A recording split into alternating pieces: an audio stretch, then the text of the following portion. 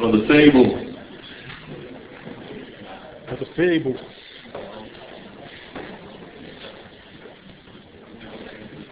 Y'all just witnessed the bartenders get down with self-improvement training, physical fitness. Now comes to the metaphysical self-defense.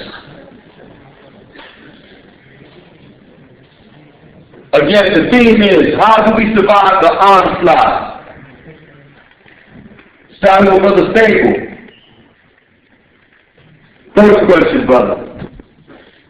Seeing that hip-hop is a global phenomenon, how do we protect hip-hop culture, both legally and as far as the street goes? Again, hip-hop being a global phenomenon, how can we protect hip-hop culture from being exploited and further destroyed? Peace. Peace. 1, 2, peace. Y'all can hear me? Well, I think first off, first I'd like to ask permission to speak for my elders. Is that cool? Can I do that? Thank you. There's such thing as intellectual property.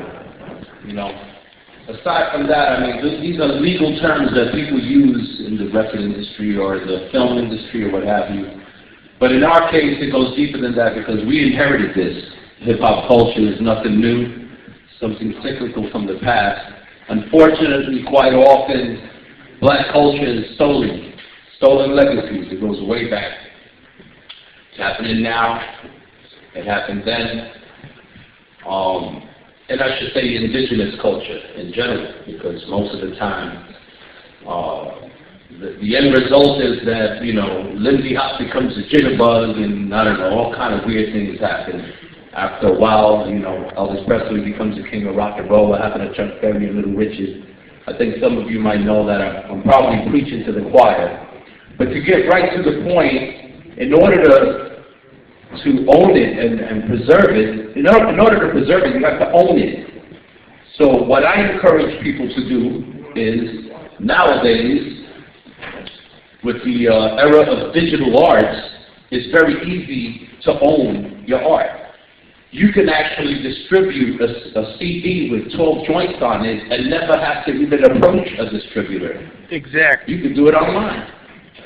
So you got to get wise to the technology we're dealing with right now. I think Prince did that. He put out an album, cut everybody out the picture. Owned it all, made all the money. So that would be the immediate answer, is to get up on digital arts, get up on different ways that you can protect your intellectual property. So again, and I'm not finished with your part. So then again, to recap, you're saying that what we need to do is economically grab more of the infrastructure so we don't get exploited and always complain about the company and how they're screwing us over. Absolutely. And with that said, because most contracts have legal jargon that the average person won't understand, they put words in there that, you know, and what they do is they focus on a lot of our youth, because a lot of them are in desperate measures, and they're trying to, you know, make a dollar out of 15 cents mad quick, and they'll hand them a contract, and they'll be like, okay, yeah, cool, where do I sign it? And then, you know, you just sign your soul away, man, like your firstborn. So again, it's always that classic cliche, you got to read between the lines. Right. And it comes back to education, really, and this is my last point, because how the hell are you going to understand certain words in a contract if you're not even studying up on your English or your, you know, simple things? It comes back to the very basic understanding. And that's what it is. And that leads us to our next question. The way this is universally and naturally flowing is education. And a lot of educators and teachers will tell you, a lot of kids can quote Lil Wayne's verse or Lil Wayne's song, but don't know the English language, even though it's a bastard language, which is the language we speak. Don't know sentence mechanics, grammar, proposition, prepositions, authority conjunctions, and how language operates.